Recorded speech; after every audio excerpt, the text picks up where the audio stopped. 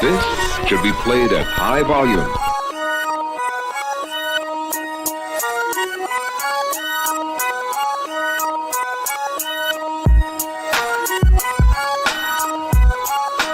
Welcome to Outta Pocket.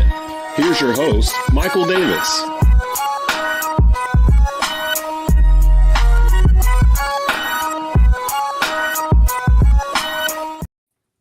It is time to get out of pocket. I'm your host, Michael Davis on Tobacco Road Sports Radio, joined for the first time on the show, Jeff Hartman, the owner of Fans First Sports Network. You guys see all the articles I'm writing and push on social media. I write those for him.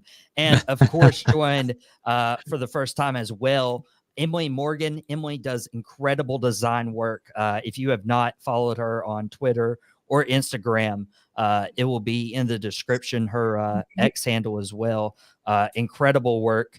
And then producer Desmond Johnson, rocking and rolling this Thursday afternoon. Now, I know you guys won't probably hear me talk about the Miami Heat. I'm going to delay that till tomorrow because I'm still mourning the loss of Jimmy Butler. His leg right now.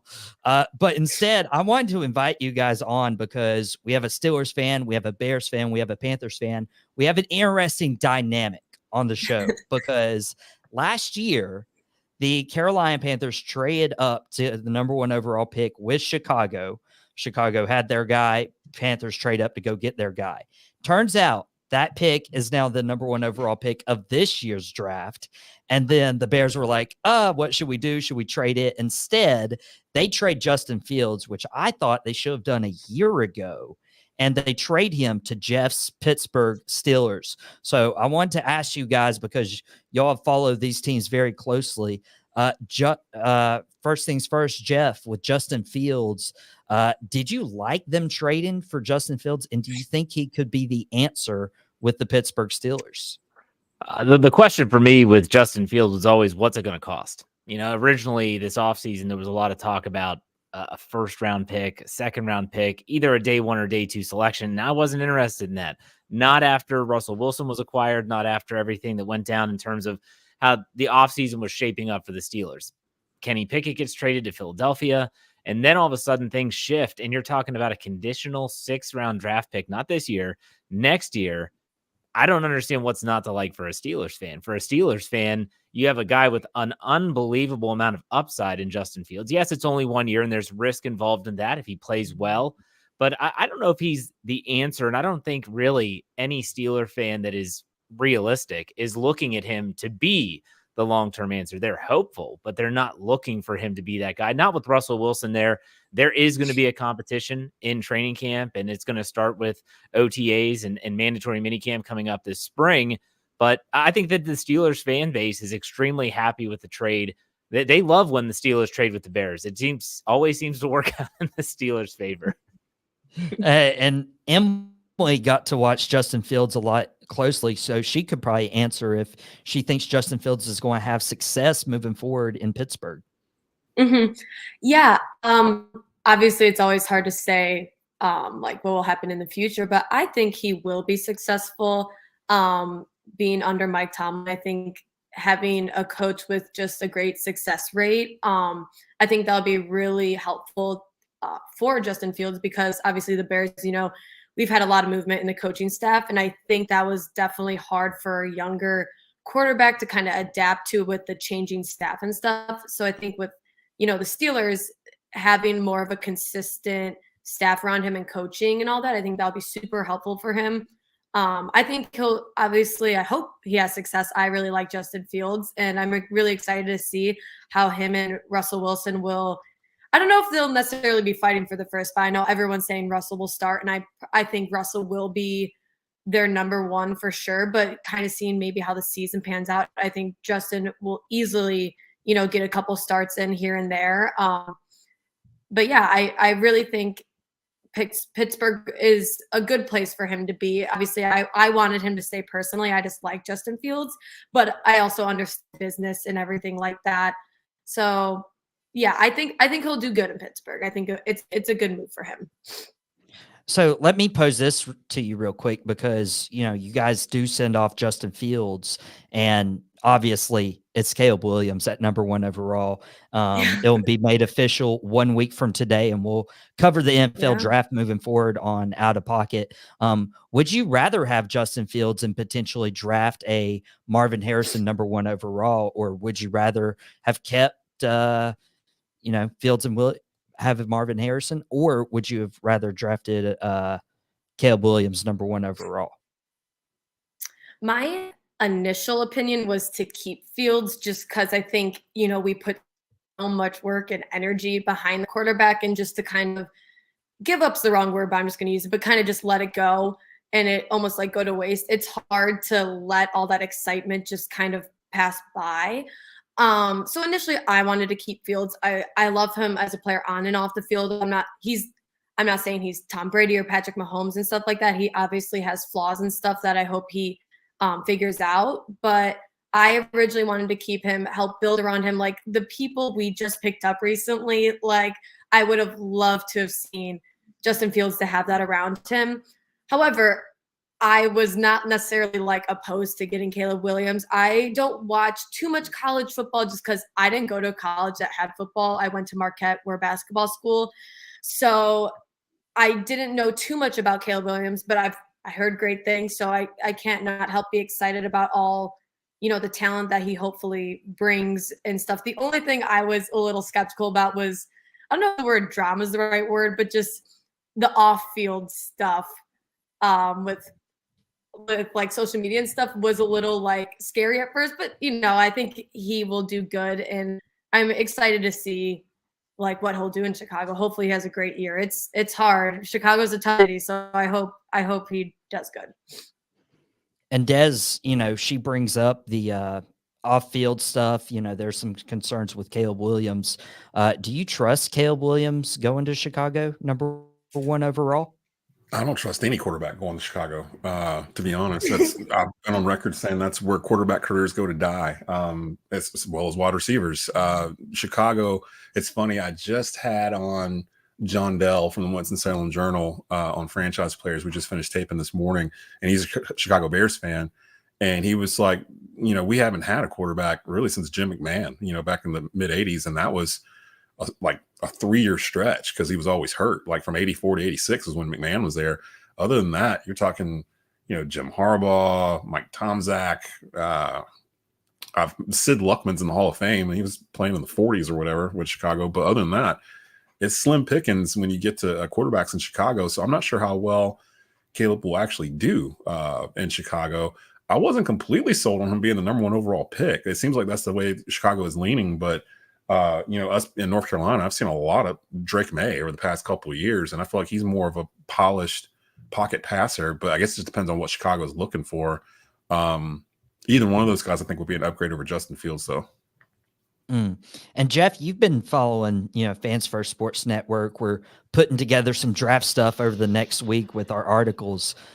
Do you think Caleb Williams is that guy, or do you agree with Des that the Bears should probably look towards another option? Because this is a deep quarterback class when you look at the very top. Yeah, I don't think he's that guy. I don't understand the quote unquote infatuation with him being the number 1 overall pick. Does he have Patrick Mahomes-esque type skills at times? Yes. Does he also make some really, really bad decisions at other times? Yes. I mean, you saw USC struggle, and a lot of the times the reasons for their struggles were because of quarterback play. And so I think that really, if you're looking for the best bet, maybe not the highest ceiling, I think the best bet in this quarterback class is actually JJ McCarthy in terms of being able to come in, plays in a pro-ready style offense. He's a champion. He won the national championship for Michigan. Does he have the flash of Caleb Williams? No. Does he have the ceiling of Caleb Williams? No. But is he going to be able to come in and be maybe a steady source of quarterback play, as Desmond alluded to? I mean, what do you have to go back to? Rex Grossman, who got him to a Super Bowl, Jay Cutler. I mean, this is what we're talking about with Chicago and quarterbacks. It feels like to me sometimes Caleb Williams is Justin Fields 2.0 for them. And I don't know if it's going to pan out because they haven't yet to prove if they can develop a quarterback. Wow. And Justin Fields is obviously hoping to get better development in Pittsburgh, the same franchise that had Ben Roethlisberger once upon a time.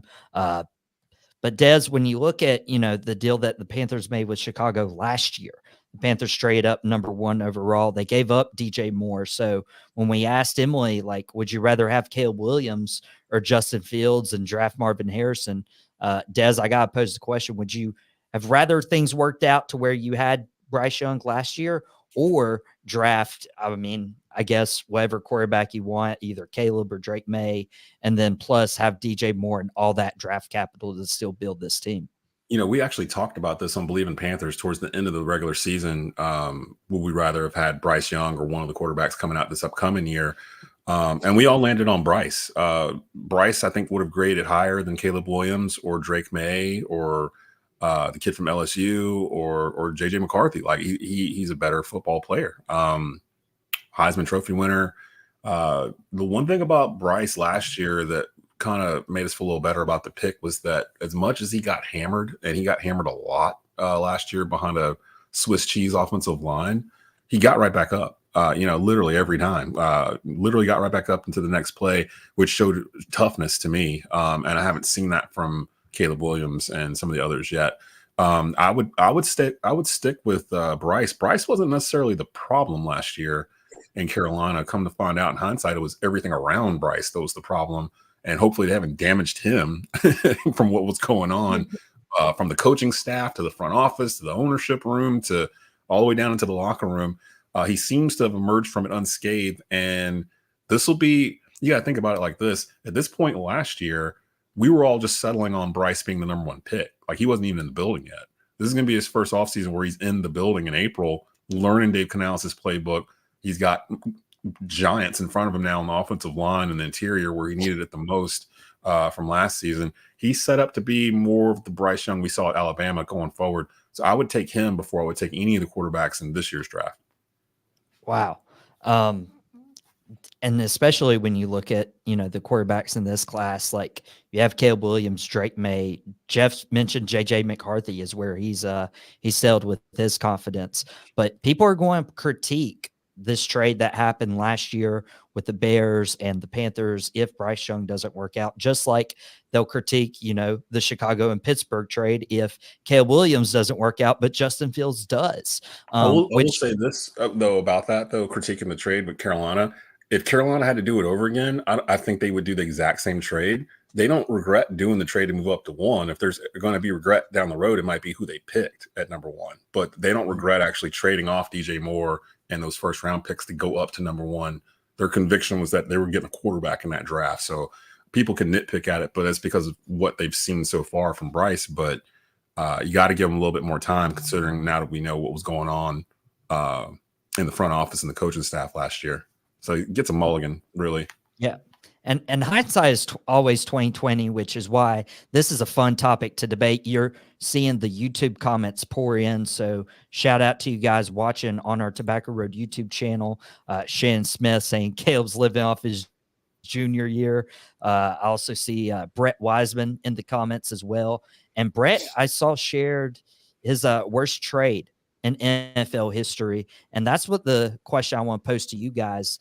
Looking at, your team's making all these trades, it made me think, what is the worst trade we've ever seen happen in NFL history and why? So, Jeff, I'll pose that quick question to you.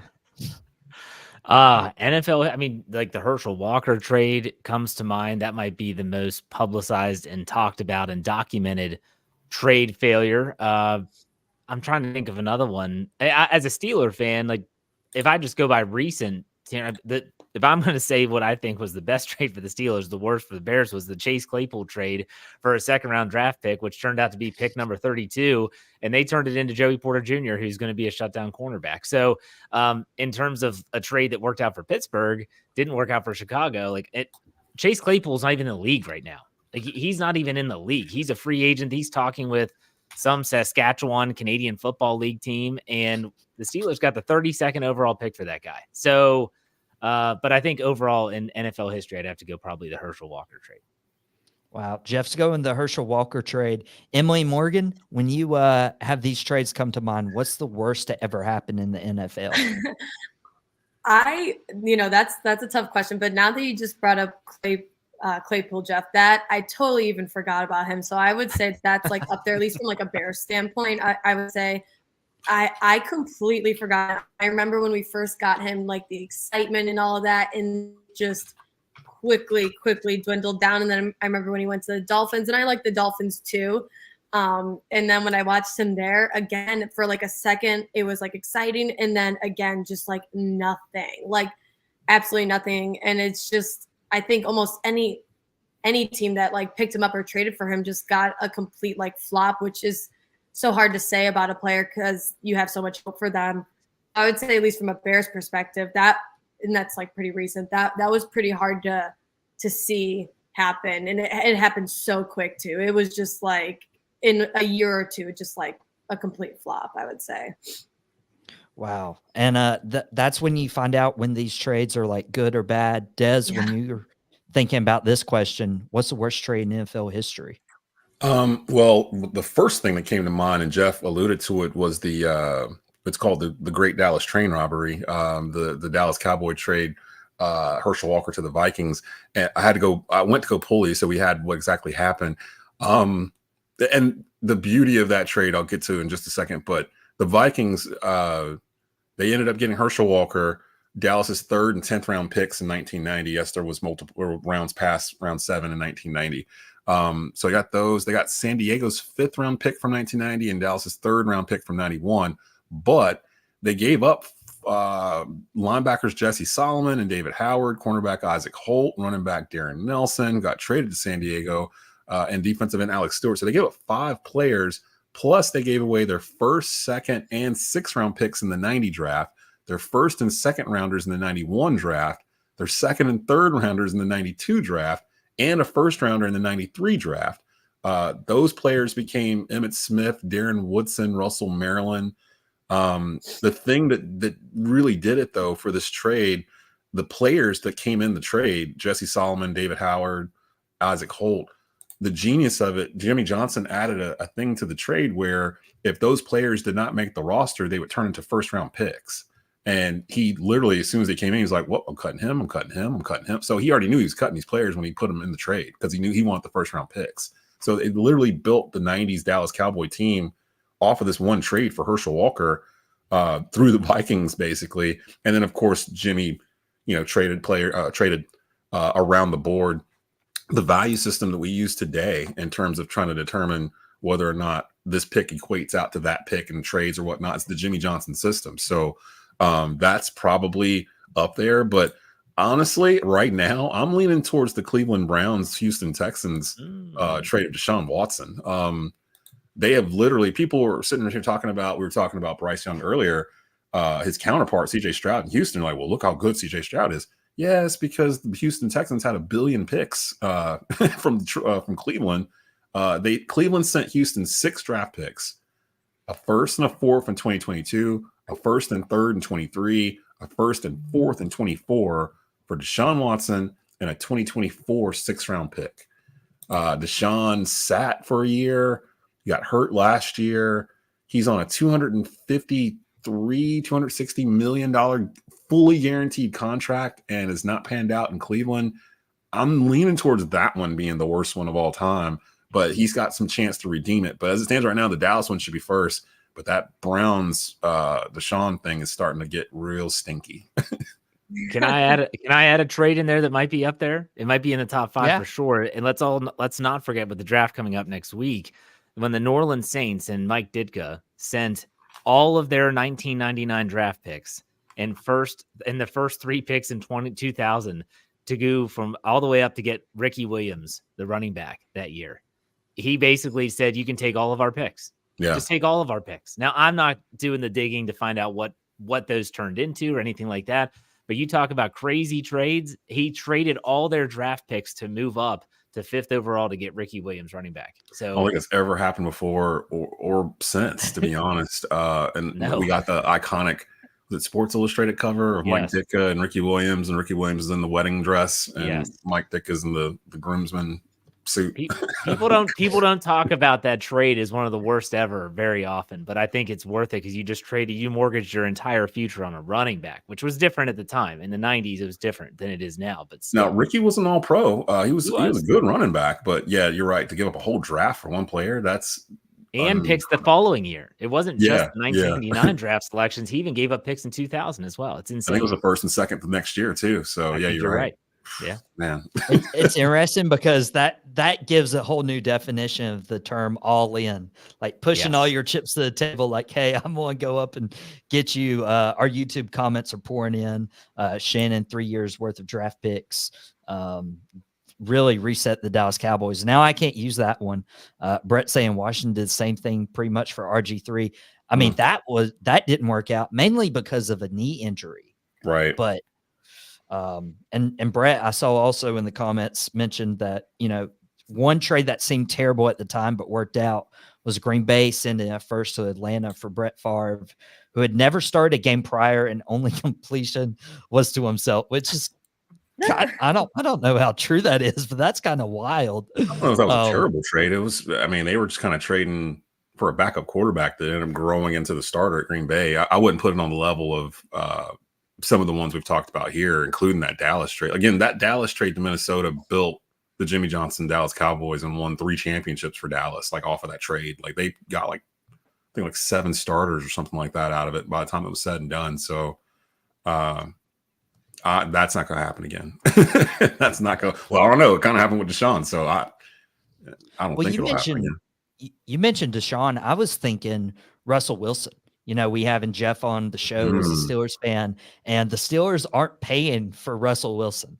Like they can easily just, you know, fill the rest of their team, while the Denver Broncos actually are on the hook for Russell Wilson. And they basically, I mean, they didn't give up too much, but like giving up Drew Lock, Noah Fant, Shelby Harris, I've got it pulled up right here. They gave up a lot.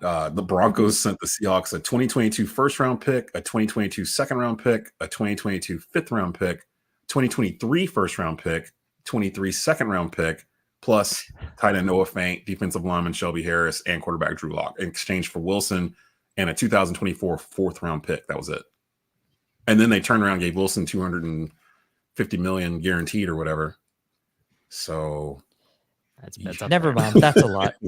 That's a lot. I was really just going to bring that one up because I thought about it. I was like, the Russell Wilson trade, that was pretty bad to see for the Broncos. Man.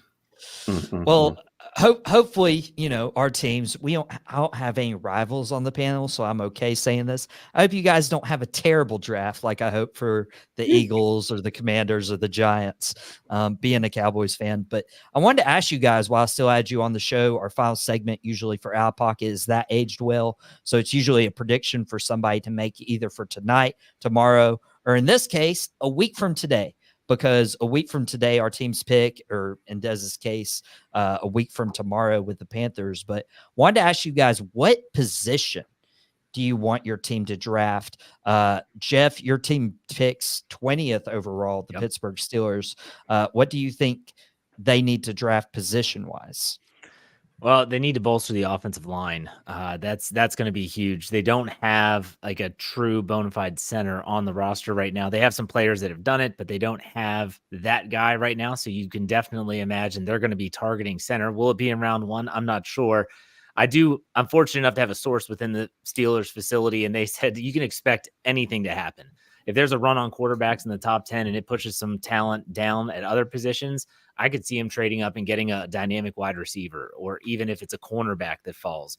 I could see them even trading up and potentially going after a position that you wouldn't think that they would go after, because if that prospect is good enough, that I was told basically expect the unexpected with the Pittsburgh Steelers next Thursday and over the 3-day process. So the Steelers are going to be active. They've gotten a lot of draft capital, whether it's the trade with the Panthers for Deontay Johnson and a pick swap, whether it's sending Kenny Pickett to Philadelphia for another 3rd-round pick. They're going to be able to package some of those up if they want to move around the draft board. They're going to be active. Omar Khan, the new GM, is definitely looking to make some moves. But I would say offensive line. If they're just staying at 20, they're going to take either a tackle or a center at 20. Wow. And that would be huge for the Pittsburgh Steelers. They don't traditionally do that, like make big moves on draft day. So that would be interesting. It'll be interesting to clip that as well if that prediction pans out. Emily, we pretty much covered what the Bears are going to do 1 overall. So I'm going to throw a curveball at you. And they also pick at 9th. So what do you think after they figure out the quarterback and who they want to take? Probably Caleb Williams. What position are they taking 9th overall? Honestly, like I've been thinking about this a lot, and I feel like I some days have the answers and some days don't. And right now, I literally have no clue because we've had so much movement with current players. You know, we picked up Swift and Keenan Allen, and stuff like that. So it's like, and we have DJ Moore. So I feel like right now, at least our offensive positions feel like really secured. I would not mind, I guess, like a good offensive lineman. I think that will never hurt for any team to have a good offensive lineman. I think the Bears, that was one of the problems I think Justin Fields faced, was just not having the right protection. That's not an excuse for some of his mistakes, but I think if we're going to get a rookie QB, Caleb Williams, I think we need to make sure we have the right protection for him to make sure that he's able to do what we're all hoping he will do, you know? So I would like an offensive lineman or something like that. Yeah, offensive line never hurts, and this is the draft to go get them. Des, your Panthers take number 33 overall. They may trade up into the first round. We'll probably talk about this more over the next week on Out Pocket as we look forward to the draft. But as it stands right now, what position do you want them to take 33rd overall? With it being a second round, the beginning of the second, I'm not sure if they're going to still have it, because usually at that point of the draft, that position gets very popular depending on who fell. So I don't know if they may trade. I don't think they're going to trade up at all. If anything, they may trade down for extra picks. There's just too many holes in the roster. And there's nobody I can think of that they would trade up until the middle of the first and give up more picks just to draft one kid. We're kind of in the reverse mode where we need more picks. We don't need less. So if I had to pick a position, probably wide receiver. I just put an article out a couple of days ago on sportscommonmonthly.com highlighting wide receivers that might be available at pick 33. Xavier Leggett seems to be the name that keeps popping up from South Carolina. He may be there. I know they traded for Deontay Johnson from Pittsburgh earlier, but they could use another wide receiver on the other side. So maybe wide receiver. I'm a little worried about the secondary still. It's still pretty thin. I know they were mentioned in terms of Stephon Gilmore, maybe reuniting with him, but nothing's happened on that yet. It looks like it won't happen until after the draft. So I could probably either wide receiver or cornerback, depending on who's there. And I'm pretty sure Dan Morgan's actually talking right now, live press conference with him and Dave Canales, their pre-draft presser. And I think he already said that they're not really in a pressure situation to have to trade up or down or target a particular player. They feel pretty confident what they did in free agency and that they can go after BPA, best player available, at 33. And that's really what I want them to do. Just who's on the board that's the best player on the board when we get there at 33, get that guy, because the Panthers can use whatever. They can use anything. Yeah. Okay with us. They could like, use almost anything. Yeah, they could use almost anything. It's interesting because I've mentioned the articles I write for Jeff and Fans First Sports Network. I've mentioned all the shows I do for Desmond Johnson with Tobacco Road, but the Cat Cave is like the in-between. I got the video feed on Tobacco Road's YouTube channel, got the audio feed on Fans First Sports Network, and me, Ryan, and Shannon sat down and did a mock draft, and we've been doing mock drafts the last few weeks, and they've been taking receivers or offensive linemen. And I'm like, I'm going to go a different route. I'm going to go repair that defense and go get somebody in the secondary because JC Horn hasn't stayed healthy. But it'll be interesting to see what these teams do next week for the NFL draft. We're going to be covering the NFL draft and the NBA playoffs because we have a lot to talk about over the next week. I'll have some NBA play-in conversation tomorrow as we hopefully we'll have a Miami Heat victory because Jimmy Butler is hurt, and we'll probably talk about that. We'll probably talk about Zion Williamson's injury as well because Des has some out-of-pocket takes on that. But if you guys enjoyed this episode, they are not out of pocket. They have been the same since 2019. I've said the exact same thing about Zion for 5 years. Like, how many times does this man have to get hurt for people to understand he weighs too much? It's never mind. Just he's an unstoppable force, but that's your little teaser for tomorrow. He can't play at 265 pounds. Like, he just can't. Like, I don't understand why people fight this. Like, he's too big. He's too big. I'm going to get into it with Des tomorrow. You guys can subscribe to the Tobacco Road's YouTube channel, but also go find Jeff Hartman and the work he's doing with Fans First Sports Network. It's incredible getting to work with him, getting to write for him. Emily Morgan, again, logo designs. If you have a favorite team, she probably has their logo redesigned and does very intricate details and shows you the process. Go follow her on Instagram. And Desmond Johnson, you can find him anywhere on the Tobacco Road Sports Radio YouTube channel. As myself, guys, we are out of time, but we will see you guys tomorrow, 12:30 p.m. Eastern on Out of Pocket with Michael Davis.